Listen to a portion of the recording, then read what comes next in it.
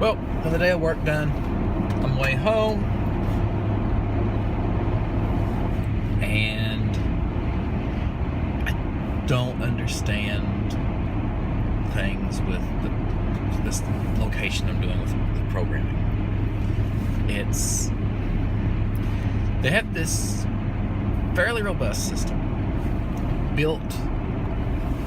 My camera, I just can't tell where it's pointing. Sorry. I keep moving it. They have it built in Access. Yes, you heard me right. Access. And it is just the most convoluted way of doing things I've ever seen. I mean, honestly, this entire thing needs to be rewritten into a modern language. Just try to do anything in it. It's all in VBA, Visual Basic for Applications. It's just, oh gosh, I'm just not a big fan of it. I mean, really, why would you write this system to begin with in Access?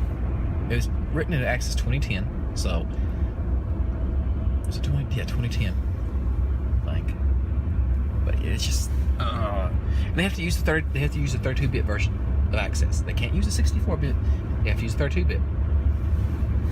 And there's some people like, oh well, Access, if it's a simple program, stuff like that, Access is okay. Yeah, it is. But this one becomes so bloated that they have to decompile it and repair it. So, think about that. If you have if you're doing something like in the database or in the code, like in the code of this Access system they have, it may just start crashing and doing weird stuff. Well, you have to decompile it and rebuild it, and it's like, what? When the guy told me that today, I was like, I'm sitting here trying my best to say, what the world? Who in the world developed this thing? Well, I know who it is. It's the guy I was talking to. And I was like, I couldn't say that, but God, it's just so stupid. Sorry, there's a rant there about software development if you're not really into it. I mean, I don't care any language. I mean, what they really should do is put this on, make like either Grails or Ruby or, I mean, ASP, PHP, anything would be better than this. I mean, if they want to do a friggin' Visual Basic app on their desktop, it would be better than this. I mean, because this thing has so many tables and forms, and like just to look at the code, it brings up all this crap, and it's I'm done. I'm not even gonna complain about that anymore. It's the weekend. It's time to relax, have fun, try. So, what are my plans for the weekend? I don't think I have any. I think I'm going to sit at home. I'm going to watch some more of the training videos. Like there's from Plural Sites. It's actually really cool. Going through like stuff for Hyper-V and doing stuff for C#. I really want to learn C#, and I want to learn Grails, and so I'm watching the classes or the training classes on those. Those are actually really cool. If you're not into that type of thing, you're like, oh dear God, this guy's a dork. Yes, I'm a dork. I love programming. I love networking, computers, stuff like that. That's really fun for me. So, what I'd like to do, I don't have the hardware to do it though, is to set up a, I don't really have the software to do it either, set up an Active Directory server at home so that I can actually have the one on my at-home networking Come on, people. It's yield on green, and there's nothing coming. There we are.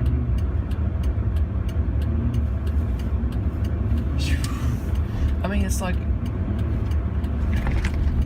okay. I want to think about drivers right now, because if you're at a red green, if you're at a stoplight, okay, and you're in the turnoff lane, you can turn. Well, at some places, this place you can't. You yield on green. If there's nothing coming, you can go. There was nothing in the other road. So, and these people just sit there. And then when they finally realized, oh, I can go, they went. The car behind them wasn't paying attention. So they sat there. Then that person goes. The thing is, it's like the first 5 cars, none of them were paying attention. So as the person pulled out, nobody pulled forward. So it was just that we were all way back there. Just like, pay attention, people. When you're driving, yes, I am talking to my cell phone as I'm driving. I'm complaining about people not paying attention. I understand the irony. But I am paying attention to the road, and I am mostly paying attention to what's going on in front of me, and not really to the camera. That's the reason why I kind of lose my train of thought right there. So yeah. So I'm going to, now that I'm on the interstate, people driving a lot faster, and kind of got to concentrate a little bit more. I'm going to get off here. Got to stop at the grocery store, get some milk for my son, and then I am going to go home, give Chloe her eye drops, feed the puppies, and the rest of the medicine for Chloe, and just all types of good stuff. So yeah, actually, I think I'm going to have a good day. Today, I was trying to think of a way to explain to everybody that doesn't know anything about programming, or kind of wondering, like, okay, what's the big deal about using Access for what they're using it for? I was like, how can I explain it? And I was like, okay, this way. Say this will work for some people, other people it won't. I was like, okay, say you have a pontoon boat. You know, kind of want a bigger one that you need a decent truck. I mean, you need a truck to pull. And you're like, well, I don't have a truck. I have a Ford Mustang.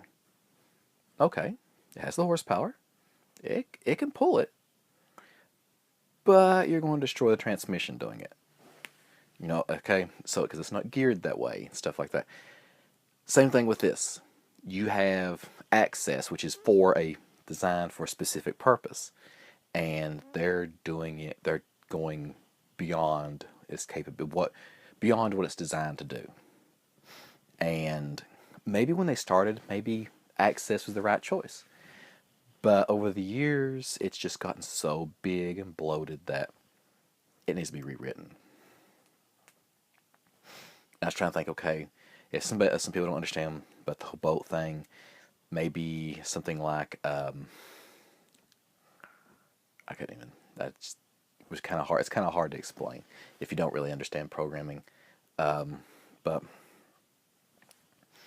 it's just, like today, I was trying to do a few things in it, and things just weren't working. So I've actually said, forget this. I have Visual Studio on that computer.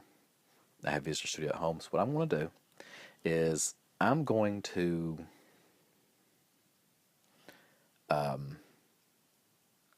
write a C# program to do the script stuff. That like bulk import stuff. Because Visual Basic, that not being doing stuff in that system is just so bad. Holy cow. So I'm just like, forget it. I'm just going to do this. And if they don't like it, tough. Because it's a really bad system, and it needs to be rewritten. And they keep adding new stuff to it. And it's like, you're already having issues with it. And it's just getting so big and bloated. It's kind of like me. Big and bloated. Yeah, I'm trying to lose weight. As everybody knows, I'm going to the gym. Not as much as I should. Um, it's it's like, okay, I'm going to go to the gym. And the past 2 weeks, I've been twice, once each week. Yeah. No, wait, I've been 3 times. Twice the first week and once the second week. Yeah. And I'm really going to lose weight doing that. My 2 pounds a week goal, I'm not hitting. So far, I've lost a pound. And so, yeah, I'm 3 pounds shy of that, of my goal. So hopefully I can get back on track and do things. Oh, something I wanted to let everybody know. Update on my Teddy Ruxpin project I'm doing. I had it working. And now Teddy Ruxpin's mouth just does not work anymore. It doesn't move. It doesn't move with the cassette or with the adapter. And I'm like, great. This thing was moving great. His upper eyes would move, but his lower eyes wouldn't. Or was it the upper? It's one of them. Because he basically. Wait a minute, let me show you. I got Teddy Ruxpin right here.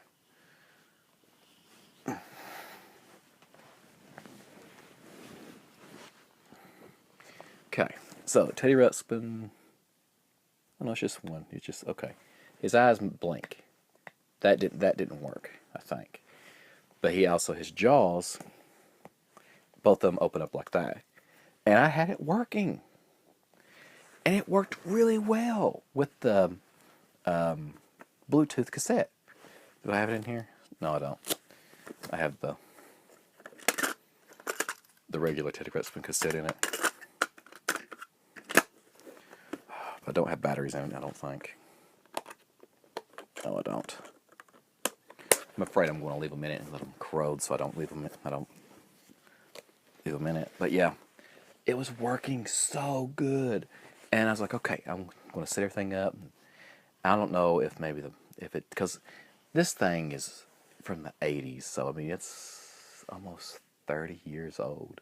I think it might be over 30 years old, and the fact that it still works as well as it does, I'm surprised.